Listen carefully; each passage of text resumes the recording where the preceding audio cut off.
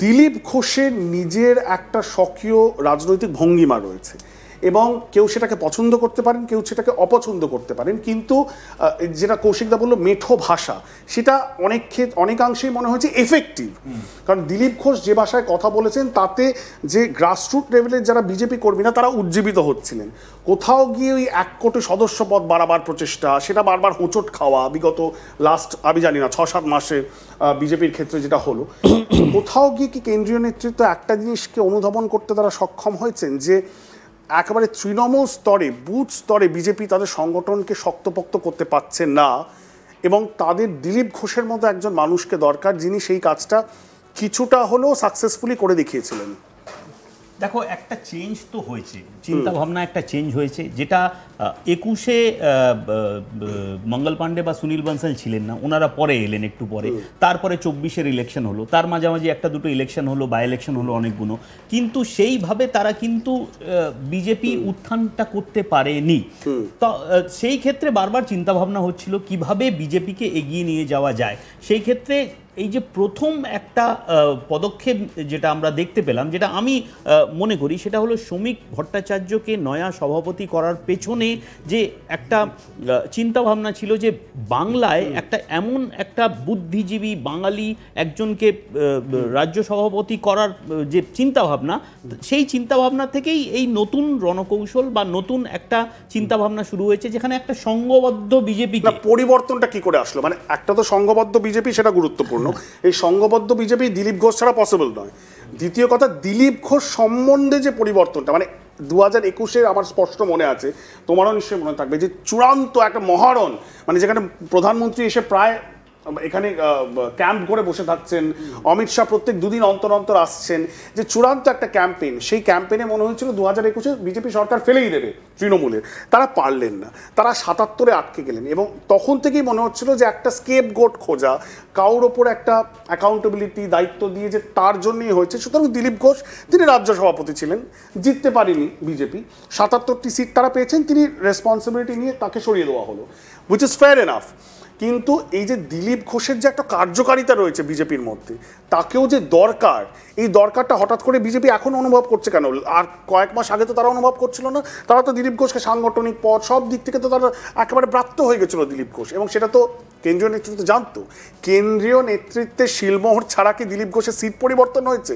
কেন্দ্রীয় নেতৃত্বের শিলমোহর ছাড়া কি দিলীপ ঘোষকে এতটা কোণঠাসা করা হয়েছে? এগুলো তো কেন্দ্রীয় নেতৃত্ব সব জানতো। তাহলে কি এমন ঘটলো যে শ্রমিক ভট্টাচার্যকে রাজ্য সভাপতি করা হলো এবং তার সাথে মিটিংয়ের পরেই এখন দিলীপ ঘোষকে আবার মেইন স্ট্রিমে টেনে আনার প্রচেষ্টা হচ্ছে? মানে পরিবর্তনটা কেন আসলো বলে তোমার মনে হয়? দেখো, এর পেছনে একটা যেটা বড় একটা এফেক্ট বা রিজন আছে, সেটা হচ্ছে আরএসএস এর প্রভাব। যদি তুমি দেখো 2021-এর পর থেকে কিন্তু অনেকটা কমে গেছিল বঙ্গ বিজেপিতে। 2024-এর যে সিলেকশন হলো, ক্যান্ডিডেট সিলেকশন বা এইসব, এখানে কিন্তু আরএসএস অত বড় ফ্যাক্টর হয়ে উঠতে পারেনি।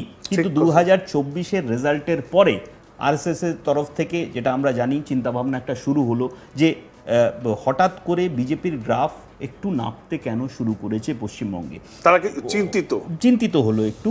তারপর থেকেই একটা চিন্তা ভাবনা শুরু হলো যে এই যে গ্রাফটা একটু নামছে, 2026-এর ইলেকশন সামনে আছে, সেটাকে কিভাবে এগোবে। প্রায় 39% ভোট শেয়ার রয়েছে বিজেপির পশ্চিমবঙ্গে। সেই ভোট শেয়ারটাকে 3 বা 4% এগিয়ে নিয়ে যাওয়ার যে চিন্তা ভাবনাটা রয়েছে, সেটা কিভাবে নিয়ে যাওয়া হবে, সেই ক্ষেত্রে আরএসএস কিন্তু একটু অ্যাক্টিভ হলো। মোহন ভাগবত 10 দিনের জন্য আসলেন। একদম, মোহন ভাগবত প্রত্যেক বছর আসছেন, মাঝে মাঝে তিনি পশ্চিমবঙ্গে চলে আসছেন। আমার মনে আছে গত বছর তিনি যখন গত বছর নেই, বছর আমার ঠিক এক্সাক্ট টাইমটা মনে নেই, এই বছরই তো তিনি 10 দিনের জন্য, মানে এত লম্বা স্ট্রেচ মোহন ভাগবত এসে থাকলেন, সেটা কিন্তু মানে এই রিসেন্ট কয়েক বছরের মধ্যে আমরা সেটা দেখিনি।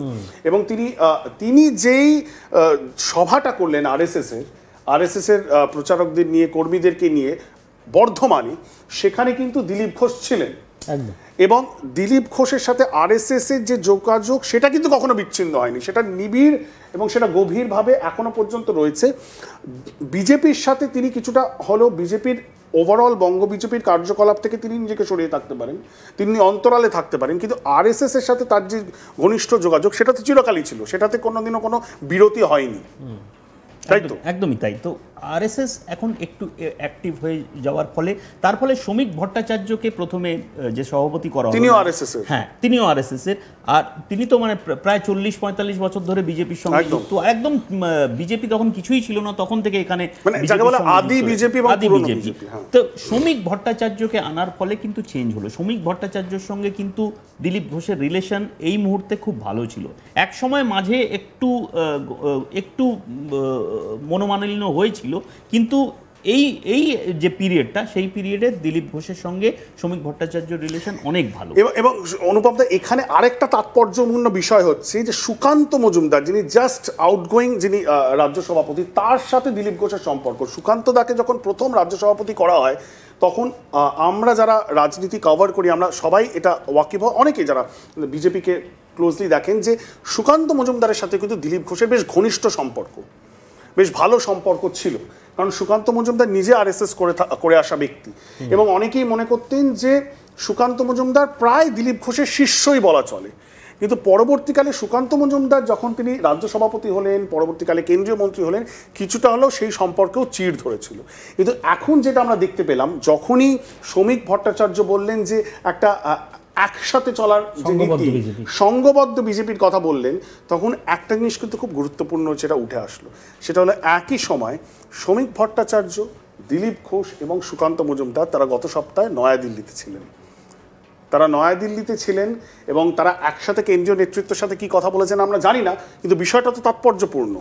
এবং তারপর আজকে এই প্রধানমন্ত্রীর র্যালিতে ডাক পাওয়া, যেটা আমরা খবর পাচ্ছি ভেতর থেকে, যে সেন্ট্রাল লিডারশিপের তরফ থেকে বলা হয়েছে বঙ্গ বিজেপিকে যে সংঘবদ্ধ হয়ে কাজ করতে হবে, দিলীপ ঘোষকে প্রত্যেকটি বড় অনুষ্ঠানে ডাকতে হবে। এই কথাটা কিন্তু বঙ্গ বিজেপিকে বলা হয়েছে, পরিষ্কারভাবে বুঝিয়ে দেওয়া হয়েছে যে দিলীপ ঘোষ ছাড়া এই মুহূর্তে পার্টি, মানে দিলীপ ঘোষ যে সাইডলাইন হয়ে গেছিলেন বা অন্যদিকে যাওয়ার একটা জল্পনা হচ্ছিল, সেই রিস্কটা এখন কিন্তু বিজেপি নিতে চাইছে না। তারা চাইছে 2026-এর ইলেকশন এক বছরও বাকি নেই, সেই মুহূর্তে কিন্তু বিজেপি একটা নতুন চেহারা, সংঘবদ্ধ চেহারা নিয়ে এগোবে। আর সেই বার্তাটাই কিন্তু বঙ্গ বিজেপিকে এখানে এই প্রশ্নটা কৌশিকদা আমি তোমাকে রাখছি, এবং আমি অনুপমদার কাছেও আসবো এই এক প্রশ্ন নিয়ে। সত্যি করে দিলীপ ঘোষের পার্টি ছেড়ে যাওয়া, মানে বিজেপি ছেড়ে যাওয়ার সম্ভাবনা কতটা ছিল? কারণ এইটুকু আমরা সাংবাদিক হিসাবে জানি যে তৃণমূল কংগ্রেসের নেতৃত্ব, শীর্ষস্থানীয় নেতৃত্বের সাথে কিন্তু দিলীপ ঘোষের কাছের যারা মানুষ, তাদের একটা যোগাযোগ ছিল, যেটা কেন্দ্রীয় বিজেপি বা বিজেপি নেতৃত্ব তারাও কিন্তু যথেষ্ট সেটাতে ওয়াকিবহাল, এবং তারা নার্ভাস বোধ করছিলেন বলা যেতেই পারে। সুতরাং সেই জায়গায় দাঁড়িয়ে তার সম্ভাবনাটা কতটা ছিল? হয়তো দিলীপ ঘোষ সেটাকে ট্যাকটিক্যালি ব্যবহার করেছেন, তো সত্যি কি কোনোদিনও সম্ভাবনা ছিল যে দিলীপ ঘোষ দল ছাড়তে পারেন? দেখো, এরকম কিন্তু 2011 সালের পর থেকে আমরা দেখিনি যে আরএসএস করতো এমন কেউ তৃণমূলে এসে। তুমি দেখো, চিন্তা করে, ঠিক কথা, যারা এসছে তারা কিন্তু আরএসএস করতো না, এরা হচ্ছে কমিটেড বিজেপি। আর দিলীপ ঘোষ হচ্ছে বিজেপিতে পরীক্ষিত সত্য।